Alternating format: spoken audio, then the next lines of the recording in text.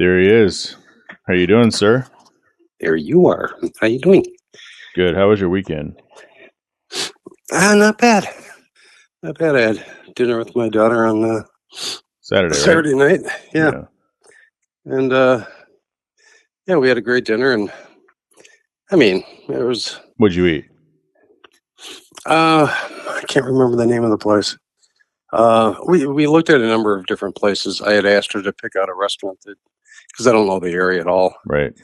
And I called her on Friday, and she goes, "Well, I don't know. I was looking at this and looking at it. I said, well, this place looks interesting." And then I noticed almost everything on the menu had fish, and her boyfriend doesn't eat fish. And I said, well, let's not do that. Let's try a different restaurant. So I made reservations there, and the food was good, surprisingly really good. Because I'm overly critical about food. You don't say. I mean, it's kind of brutal. Yeah, you're the reason the food was good at NS Expo. Remember that pretty much. Oh, it wasn't that good. No, I mean, but it was. Yeah, it was better than what it originally was going to be. But yeah, it's. I had dinner with Ken Sachs and Jay Hare probably a month ago at a restaurant that Ken wanted to go to, and it was. I've been there before, and it's annoying. You know, it's high priced. Two people are waiting on your table, which for whatever reason, I don't know why they do that. It's always weird. Yeah, it's like you're having your water refilled every quarter inch. It's like, would you? And then so we're talking, and she comes up to the table and starts, describing something. I said, "Excuse me, we're right in the middle of a conversation. Would you come back?" Right. And she gave me the dirtiest look. I said, "What the?" And she took 3 steps back and just waited. Yeah, exactly. And it's just like, anyway. Very first world there, John. Damn, that's probably the worst first world problem story I've heard in a long time. But you're right. You can't even get halfway through your cup of water before they're topping it off. Yeah, it's just like, enough is enough. But yeah, today my daughter texted me. She's been doing some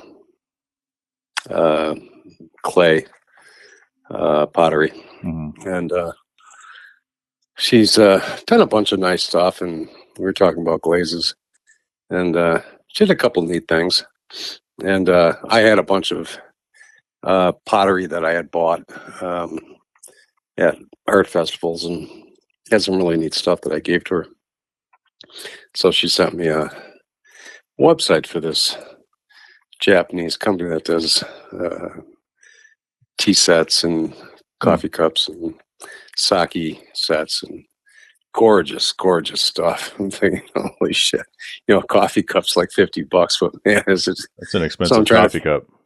Oh God, yeah, but they're stunning. Yeah. I mean, it's just like I'm trying to figure out what she might like and get her a couple of things.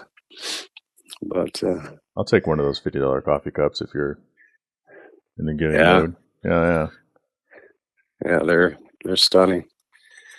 Very I'll put a little tag on it too. This thing cost somebody $50, but it wasn't me. Well, that's something every year they have a art festival down at the lakefront, right next to the Milwaukee Art Museum that you were at. Yep, beautiful place. And they probably have 300 artists from all over the country, and it can be anywhere from clothing to photography to woodwork to ceramics to you name it. Sure, everything, paintings. And so every year I try to save up for that coming up so I can go and buy one thing. It's nice to be able to help the artists, and this is stuff that you're not going to see. I mean, they're all unique, so they're some pretty neat stuff. But it's something to look forward to every summer. That's good. So I've heard you were off your chemo. It wasn't doing very good for you then. No, this last chemo treatment was, which is weird because I've been on chemo now for 3 years. Yeah. Varying different types. The first round was the one that was incredibly miserable. Mm-hmm.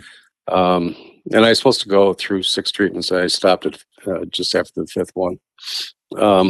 Because, losing so much weight and not being able to eat, and, just everything was horrible. And then we switched to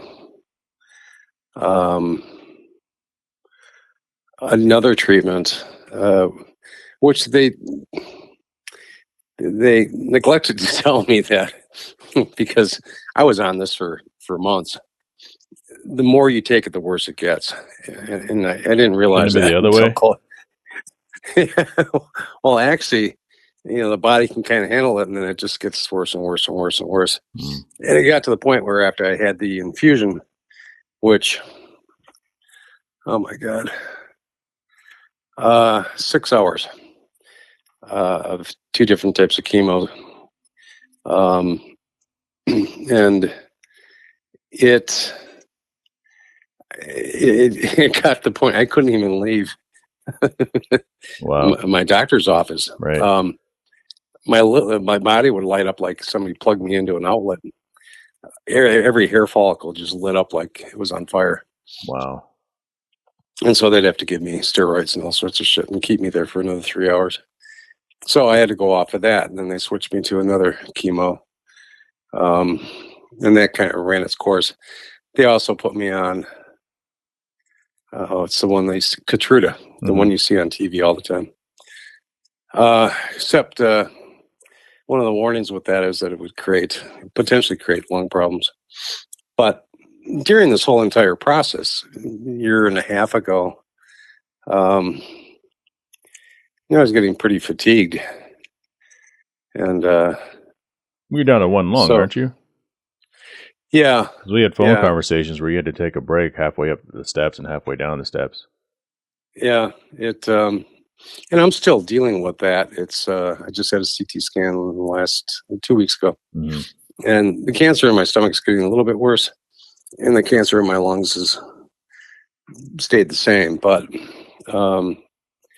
I've kind of worked around the breathing thing by knowing what my limitations are and just trying to be protective of that. And but I still need to. I wish there was some way of eliminating the breathing problem, but I might have to have my lungs tapped because a lot of fluid buildup from the cancer, which pushes on the lungs and just makes it even more difficult. Go ahead. Huh? Go ahead. Well, because of the fluid buildup, you also run into a problem with phlegm in your lungs. So my day starts out by waking up and then coughing for the first 2 hours to try to get the shit out of my lungs. And it goes on throughout the day of hacking and coughing and trying to cough this stuff up. But it's like, holy shit. But I've gotten used to it. And so I can somewhat function. Like today, I need to go to the grocery store, but I haven't gone yet because I can't carry a basket around the entire grocery store. I'll end up having to kind of hide it in an aisle until I recoup. And then stash the last one. I'll tell you, it's pretty. I'm walking and I got my stuff and I'm, putting stuff in the basket, and I get halfway through the store and I'm like, I can't. I don't know if I can make it. Why don't you drive the little cart with the basket on there? This is a small basket, though, isn't it? Why don't you fuck off? I'd pay money to see that. The little NSX CA sticker on the back of it. So everything kind of has to be, planned. Yeah. But like when I do my laundry, it's just ridiculous.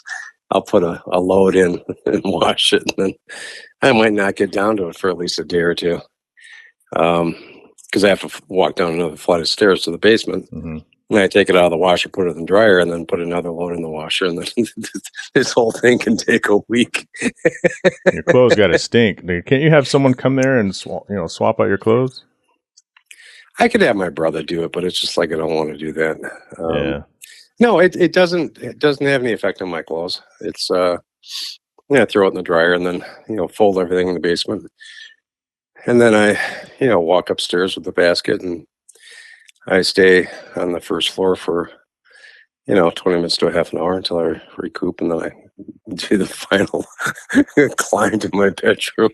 I mean, I heard you say it, man. Johnny V stuff don't stink. It doesn't. It doesn't. Yeah. But what were you doing last summer when I was down there? You were cycling in between, or you were on the stuff that ran its course? I was on the stuff that ran its course. But this last treatment they gave me, I had no clue. I mean, as they're injecting it, they got the bag on the stand, and immediately when they started to put it in me, I could feel it immediately take over, and it was just like shit. So I drove home, and I thought, okay, the normal process is it takes 2 or 3 days to kind of get through your system, and then you can start getting back to normal. But this wouldn't let go. I mean, after first 4 weeks, I was homebound. I couldn't leave the house. I was just totally wiped out. I'd sleep 10, 12 hours and be up for 2 hours and then have to take a nap. Yeah. And that went on for 2 months. And I told my doctor, I said, fuck this shit. I can't do this anymore. Yeah. And so I said, let's just do a CT scan and see where the cancer's at, and then we can kind of make a determination from there. But I'm kind of running out of options. Like I told him, I said, quality of life is horrible. I mean, I don't see the point of extending my life to have to live like this. I mean, it's ridiculous. I understand. Plus I wanted to get it out of my system as much as I could. I still have issues. My fingers are numb, my toes are numb, bottom of my feet are numb, and I still have. In fact, I just blew my nose before you called, and again, there's blood. Oh man, in my nose, and during this last treatment, my nose bled for almost 2.5 weeks. I mean, to the point where I had to shove each nostril full of tissue, just keep it from running out of my nose and onto the floor. It was just like, holy shit. It was crazy. My scalp was bleeding. Just the weirdest shit. It sounds terrible. It's just, yeah, well. That's not a first world problem, by the way. That's just terrible. Well, the mental struggle becomes a little exasperating. I'm sure. It's just like, you got to fight mentally to stay, up. But when it knocks you down that far, it's just like, it's hard staying positive and, moving forward. And it's just like, shit. But we'll see. I mean, well, these days I call you and I don't have a car problem, so. Really? No, it's just fun to talk. Oh. Well, I still get phone calls.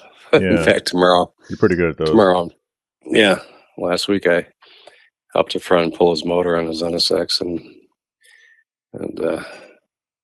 tomorrow I got to take the timing covers out, the timing belt and water pump, and pull the cams and pull the heads. Speaking of that, I have this document that one of our mutual friends shared with me, May 2nd of 2023. That's how punctual I am with this stuff. Uh-huh. And it's a list of things, the knowledge we want to capture from the great JV. And the fourth item down is common maintenance items to do when doing timing belt and water pump. So what is it you have to do? And first, I mean, I understand. I'm not even going to ask you why you're doing this. I know you. I understand why you're doing it. This is what you do. And, you know, it keeps you busy. It's your joy. You do an oddly, weirdly good job at it. I have dreams of that motor that you cleaned up last year when I was up there at the track. It's weird that it's so impeccably nice. That's become the standard. But I mean, this is just what you do. This is what makes you happy, right? Yeah, it's well, for me, like, and everybody questions why I do it, but I do it I know why you because, do it. Yeah. well, it keeps me mentally sharper. Yep.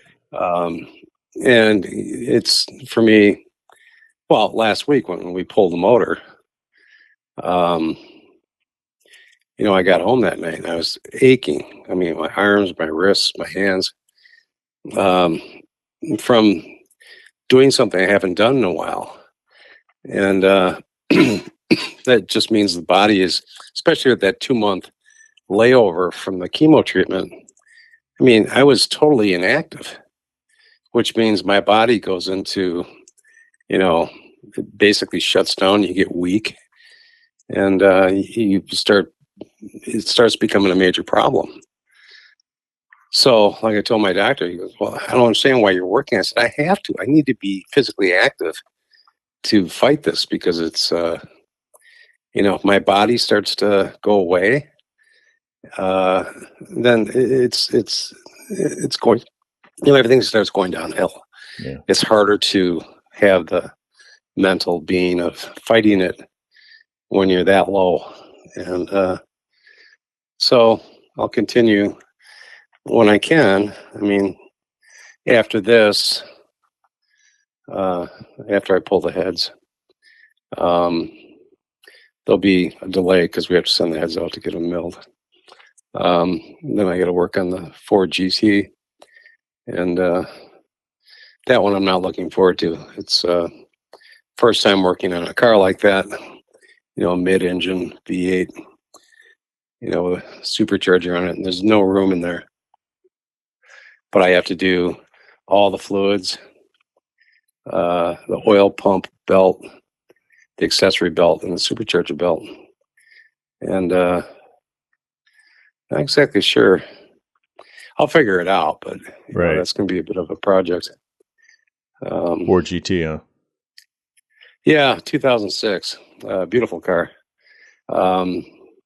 He bought it. He's had that car. He's actually had two of them. He had a 2006 that he had bought brand new. And it's surprising, it's so weird to think about it. Back when he bought his original 2006, it was dark blue with a white stripe. And he had it for probably a year. And he originally paid like 189 for it, new, straight from Ford. And then he sold it a year later for like 260, which is nothing. The one that I'm working on, he bought, it's a 2006 with just 30,000 miles on it. Paid 360 for it. Those cars with low mileage are going for, you know, $480,000, $500,000. And he had bought, he came to the dealership when I was still at Acura Brookfield and said, "Hey, I'm going to buy a Ford GT, the new one." And I went, "What are you, fucking nuts?" He goes, "No, I'm going to do it for an investment." And one of his best friends is Frank Meekum, Meekum Auto Auction. Right. And so we sat down in my office and called Ford Concierge. He was approved to buy one. And we built it with the concierge. It was like $580,000. Jeez. And it was funny. I said, "You know, your color choices are pretty limited. Nothing that I would, you know, want my car to be." And I said, "Can you do custom colors?" He goes, "Yeah, not a problem." I said, "How many of your clients do that?" And he goes, "Honestly, about 3 out of every 5. No kidding. I went, "What?" I said, "Well, what does it cost to do that?" He goes, "Well, $30,000 to $40,000." Surprised it's not 5 out of every 5 at that cheap price, right? Jesus. I said, what? So anyhow, Andy ended up choosing a blue. And it was a lightweight. But when he got the car, it was shipped over to Frank's house. He's got a beautiful area to store cars. And at the 2-year mark, he received the title in the mail. Excuse me, directly from Ford. Mm-hmm. He didn't even ask for it. At the 2-year mark, that day, the title was in his mailbox, which I thought was pretty impressive. Wow. So they took it to auction at Meekum, and he got $1.15 million. Investment. Oh, yeah. Yeah, he never even drove the car. Wow. And, yeah, nice return. Speaking of which, I'll tell you a little story. Story time. Let's go. Must have been, just before I closed the shop, Andy was asking, well, what do you like for cars? Because I badgered him like crazy. I said, don't buy anything without telling me what it is, because I tell him, don't do that, do this, just like, oh my God, he's crazy.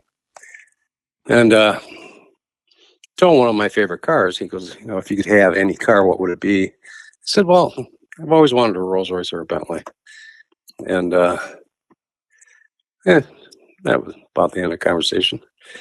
So he comes to my shop with a Bentley, 4-door, dark chestnut brown. It was just gorgeous with a, tan interior. And it's just like, oh my God. He goes, well, why don't you take it for a ride? If you want, you can have it for a few days. I said, no, I'll just drive it. It was just gorgeous. So about 2 months ago, he bought another Bentley. And it had a very interesting story. It was owned by a elderly woman who bought the car when she was 72 years old, and put 4,000 miles on it. In that time, it was a 2006 Bentley Silver Spur or Flying Spur. So when she passed away, the estate sold the car, and this guy bought it who owned a car collection. And all of his cars were white, so he had the car wrapped. The original color was kind of a dark charcoal greenish color with a tan interior. So you wrapped the Bentley for $9,000. Put a new set of tires on it, and had it for not even a month when he found another Bentley he liked more. So he put it on Bring a Trailer, and Andy bought it. And so I would, whenever we went out and had lunch or whatever, I'd always drive the Bentley. And it was just, God, I love this car. And it had to have been 3 weeks ago. He calls me up and says, I need your help picking a car up. And I went, oh, Jesus, don't tell me you bought another car. And so I went out to his house, and we drove over to this guy's house in Pewaukee, which is not too far, about a 15-minute drive from his house. And I went to the guy's house, and this guy comes out and opens the garage door, and there's a Bentley 4-door Arnage Milner, which is the top of the line. Picnic tables in the back, two-tone black and gray. And it's just like, what the fuck? Andy hands me the keys and says, this is your car. Oh. I bought it for you. You can have it until you pass away. And I went, what? And he goes, yeah, I bought it for you. I went, fuck. It's probably easier to get in and out of than an NSX. Yeah, so that's what I've been driving the last couple of weeks. That's fantastic, and I can see it. Yeah, well, unfortunately, I feel a little awkward jumping into it if I'm not dressed appropriately. Yeah. Well, there's a certain point where you can just get in it with pajamas on, and no one's going to question. There's certain cars you can do that with, and that's one of them. Good for you. That's awesome, man. Yeah, it's got the picnic tables in the back, and It's just over the top. And yeah, so you got to shoot me a photo of that thing. Yeah, I will. It's got everywhere I go with that thing. People are just gawking at it. It's just like, what the hell? Yeah, look at this guy. Yeah. Yeah, no shit. But yeah, it's kind of nice. It's really cool, man. Yeah, lucky. I mean, what are you up to? What are you doing right now? What are you jingling in the background there? Oh, I was just drinking some lemonade. Store-bought or freshly squeezed? No, store-bought, but I don't drink water. Yeah. And so I buy, in the frozen section in those cans. Oh, and concentrate. I double the amount of water, so it's just diluted. But I try to keep as hydrated as I can without drinking water. But in the morning, I have like 5-6 cups of coffee.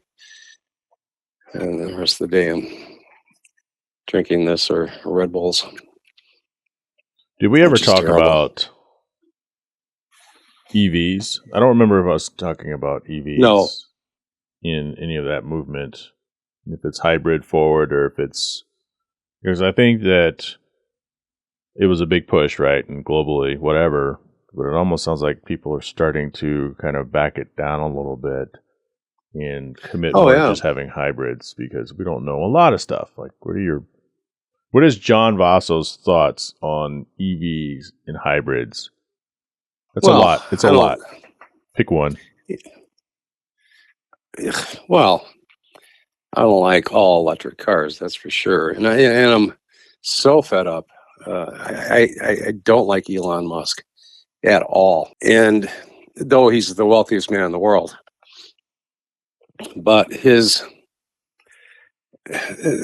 if you look at a Tesla, it's probably one of the most disgusting cars I've seen on the road. It just looks like it's, who the fuck built this thing?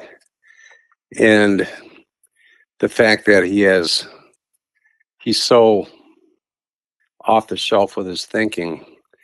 People have got, the fast boost option on their car, and then 2 years later, it's gone.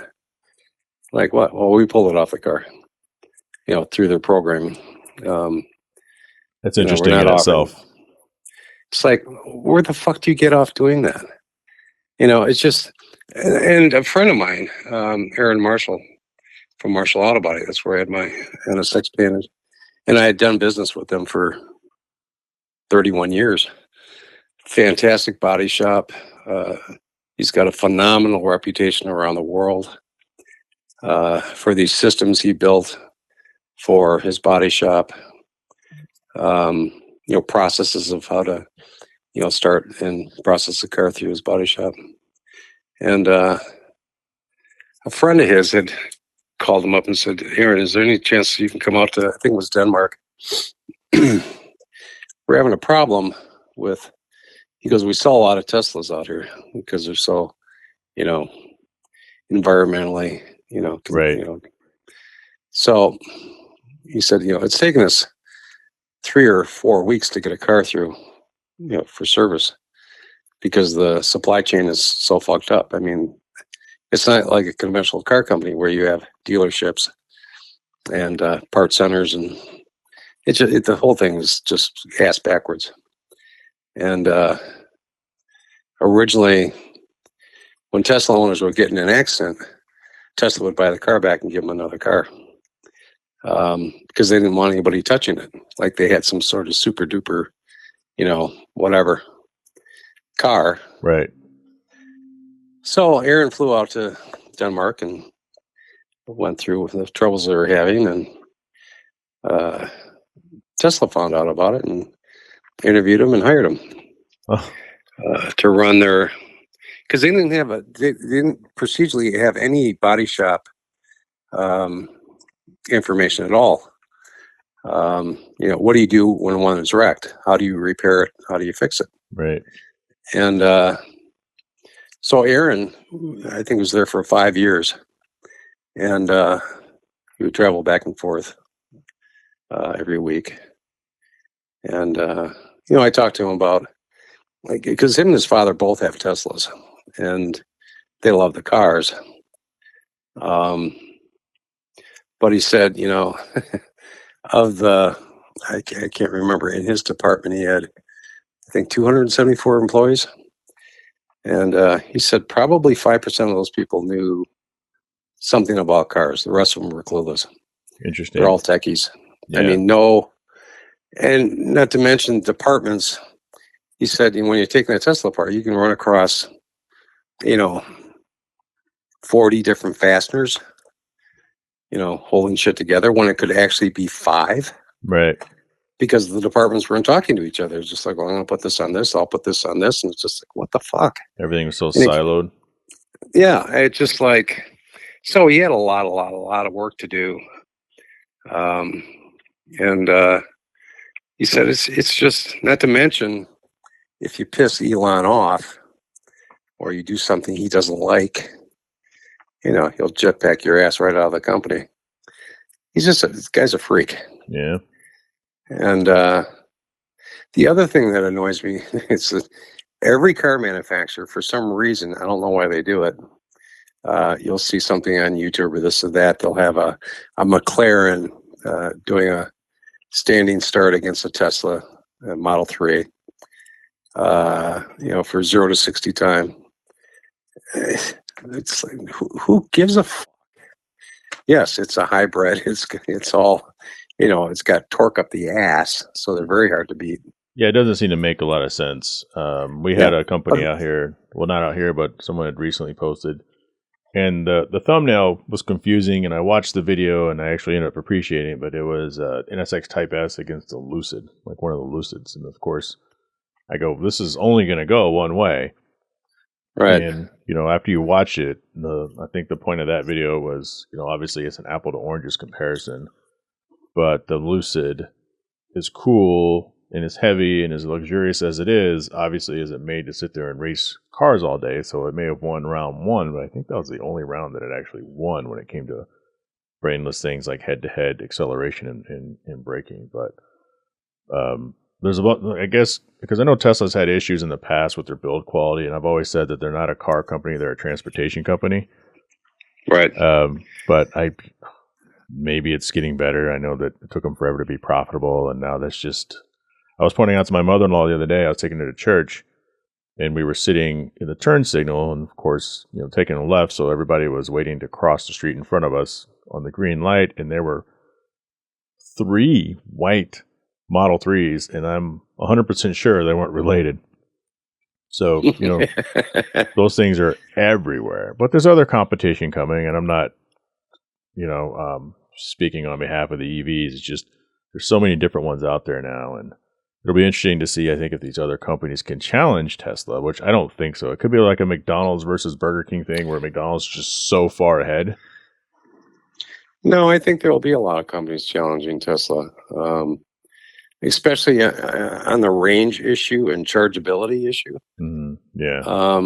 I think they're going to end up. In fact, they had a kind of a documentary type thing online about Tesla's new battery. And they spent all the gazillions of dollars building the factory. And it actually doesn't function as well as the previous battery. It's just like, that's crazy. There's so much technology that's coming up for battery stuff. But, given the choice between a full electric or a hybrid, it would have to be a hybrid for the fact that you don't want to get stuck. It's got to be a major pain in the ass. Okay, I'm going to go see my daughter in Oshkosh. It's an hour and a half drive. Planning out, okay, I can make it there and make it back on a full charge. But if I'm not at a full charge, then I have to charge the car, which is going to take X amount of time. And then I have to plan it's just really, you just can't jump in your fucking car and go someplace. Everything's got to be plotted out. And, the coal situation that we had here, down in Chicago, they probably had, in the charging stations that were set up, they probably had 6 or 8 Teslas sitting there that would not charge because it was too cold. And these things had to be towed. It's like, that's crazy. Absolutely. What's funny is when we're younger, if you want your batteries to last just a little bit longer, they told you to take them out, put them in the freezer. But we know that the cold kills batteries now.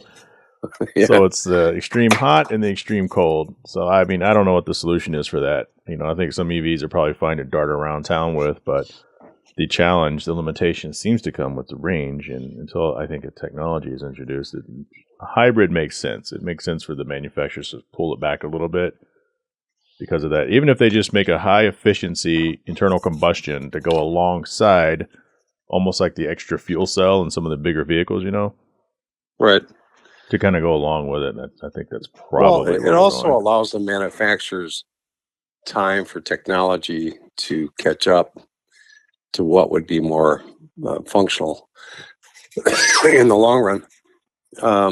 Not to mention anything hybrid, and I saw it back in the days when they would come in on trade. They're absolutely worthless. I mean, nobody's going to buy a used hybrid full electric car because of the battery issue. If you have to replace it, like a Tesla, it's $20,000. It's like, well, the car's not worth $20,000. Why would I want to do that? It's stupid.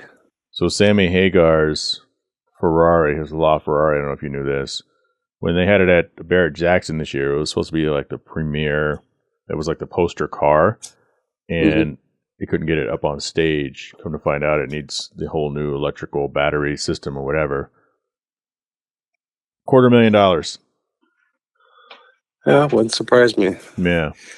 Yeah, so why? I mean, I don't know. That's a good question. I guess, right, with our traditional cars, right, you want something with low mileage. And high mileage doesn't bother you. And I guess with the EVs, it's like exact opposite. Right. Or something like that, where it's the exact opposite of what we think with vehicles, with low mileage versus high mileage. You get an EV with 40, 50,000 miles on it, and it's or years, right? So the 2017 NSXs, they're at, what's the math, 5-6 years. I love my Type S 2022. I don't know what the future holds for it. Yeah, true. Too early to tell, but it's and it's unfortunate because it's so political.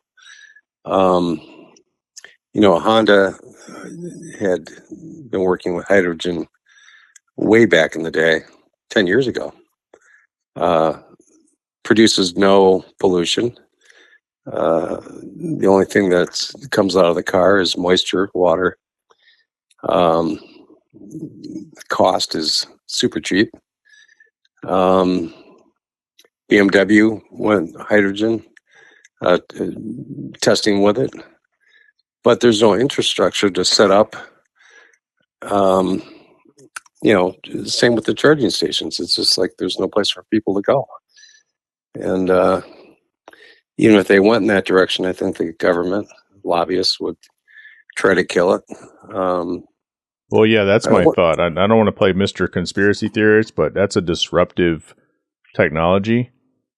And I've said that before on my podcast, and I've had people say, I don't know where you're going with that, but think about something that's so revolutionary, it changes everything in the positive, but think about the trillions of dollars across the world that would be sunk if they all of a sudden got replaced with a disruptive technology. Because there's politics, 100%. Yeah, one of my clients, old guy, he's retired, came into my office one day and said, John, I want you to look at something for me. I said, what? He goes, well, I worked, Schrader Trucking Company, all over the United States. Yep. He managed their trucking division for most of his adult life. And he said, I'm trying to, there's a way to do it. He goes, I wanted to convert their fleet. He goes, I've been talking to them about running on natural gas. And I said, yeah, there's Honda had natural gas cars. It's readily available everywhere. And he said the conversion is fairly simplistic, considering, and it cuts the maintenance out almost completely, except for tires, from the trucking companies. Mileage is pretty predictable, very close to gas. So he goes, I'm thinking about trying to start this with this trucking company. I said, sounds great. And I said, if you need any help, I'll help you with it. So he he started to contact vendors in the United States to provide the natural gas. He got turned down by everybody. He went to the state senators. He got turned down there. The only place you could find it and buy it was Canada. And they literally made it impossible for him to even start in that direction, because they basically all turned him down. Couldn't get off the ground. Yeah, just like they don't want that to happen. It's just like, geez. It's financially disruptive. Right. There's a lot of pockets that would be missing that money to save the planet and move in the right direction, and that's just how it is. But a lot of crazy shit going on out there. Yeah. But whatever. It'll work out some way. Who knows? So why don't you get back to your laundry? Or I know you're not doing laundry. Get back to my laundry? No, there's no mold growing on it as of yet. But yeah, as of yet, yeah. Yeah, let's do this again in a couple of weeks if you're down, and then maybe we could talk about some of the NSX stuff that I have been tasked to document with you. Okay. Yeah, there's there's a lot of things. That's your assignment. Make your hit list of things, whether they're productive or you just want to rant about it, because the triple decker spoiler on a naturally aspirated car riding stock height with no modifications just doesn't seem to work anymore. Yeah. Well, there's a lot of things. I mean, shit. Yeah, there are a lot of things. I mean, I've been sending actually, I have, I think, 6 alternators for the early NSX. And every time I do, like I did on my motor, refinish everything. Mm-hmm. I send it over to this CNS rebuilder. It's probably 4 miles away from me, and I have them take it apart and sandblast the housing, and go through and put new brushes and windings in it. When you look through an alternator, you see the copper windings. Right. Well, typically a rebuilder will coat those either green or black with some sort of material. Mm-hmm. And I told them I want the original copper, because you can see it through the housing, and sandblast the outside of the alternator. It comes in 2 pieces, and I'll pick the pieces up and prime them, paint them, and give them back to you. You can put the alternator back together and test it. So this is no shit. They charge me anywhere from $80 to $100 to rebuild an alternator through that process. Costs a lot less than an alternator. Well, the factory alternators are no longer available. Yeah. So you have to go, if you can, get an aftermarket. I can't just go get an AC Delco one or something at AutoZone? No. So it's going to be, I think they're probably in the $300-$400 range. And you really don't know what you're getting. Mm-hmm. Same with AC compressors and the rest of that shit. But it's a very inexpensive way to refinish and refurbish an alternator without spending, huge bucks. But I don't know. I mean, there's starters are like that now too. There's so many things, options versus going with newer or whatnot. Though alternators have never really been a problem with the NSX. For the most part, they've been pretty bulletproof. But well, yeah, I would probably find a way to nuke it if I had one, because that's just what I do. Yeah. That's what you do, huh? That's just what I do. Yes. I'm the alternator nuker. Yeah, exactly. I have one of those old K-class vehicles, just like, well, not like Peter's, but it uses the exact same motor. And so there's a lot of guesswork in that. I killed the battery because I left the interior light on. So that thing's been charging since yesterday. I think it's ready to go. Nice. Well, I'll do my best, buddy. That's all we can ask for, man. Keep that water filled that you don't drink, the lemonade up. And yeah, I'll be talking to you soon. Sounds good, buddy. All right, John. Thanks. Enjoy your day. Later. You too. I'll tell my wife you said hi. That's always your thing. So. Well, I wasn't going to say that because it seems to irk you. No, it doesn't irk me. She's out of town right now, but that always seems to make her excited. So, or happy. Let me use those terms. Yeah, happy. Yeah, better word. Yeah. Oh God. Well, love you, bud. Love you too, man. Talk to you later. Hopefully, I'll see you this summer. Hopefully. Okay. Right. Take care.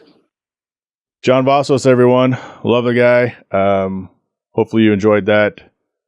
Subscribe to the page. It's a wealth of knowledge. Yeah, we didn't talk about cars. Cars bring us together, but it's all about people, relationships, and life. The Hard Parking Podcast, a little bit of cars, and so much more, available anywhere you get your podcast, or check it out at hardparkingpod.com.